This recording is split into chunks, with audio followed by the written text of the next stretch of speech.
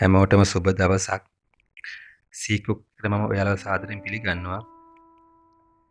අද කියන්න යන්නේ මම කලින් යොදාගත් ද්‍රව්‍යයක් භාවිතා කරලා නිල් පාට පතක් උයා ගන්න ආකාරය. මේ ස්වභාවික නිල් පැහැයක් නිසා රස විසුලින් තොරයි. වෙන මොනවත් නෙවෙයි. මම යොදාගන්නේ මොළයේ මතක ශක්තිය, මොළයේ ක්‍රියාකාරීත්වය වගේම නිර්මාණශීලීත්වය වැඩි කරන නිල් කටරළු යොදාගෙන නිල් පැහැති පතක් පිළියෙල කර ගන්න ආකාරය. මේ ඊටම පහසුයි.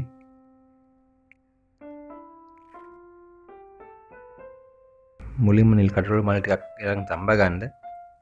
එහෙම නැත්නම් මල් ටිකක් කරලා තියාගන්න.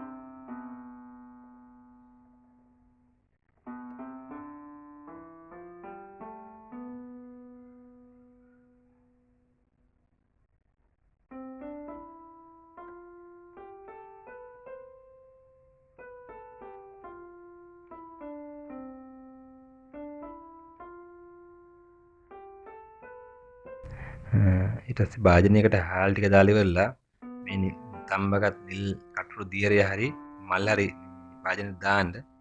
දාලා සාමාන්‍ය පතක් උයා ගන්න ආකාරයට පත උයා ගන්න.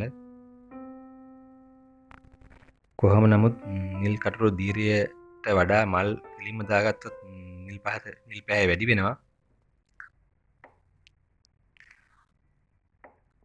මේ බත සම්පූර්ණ පිසුණු පසු අලංකාර නිල් පහයක් එනවා.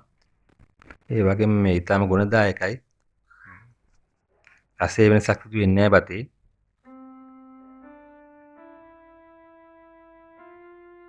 මේ ගුණදායකයි වගේම වසඟයෙන් තොරයි.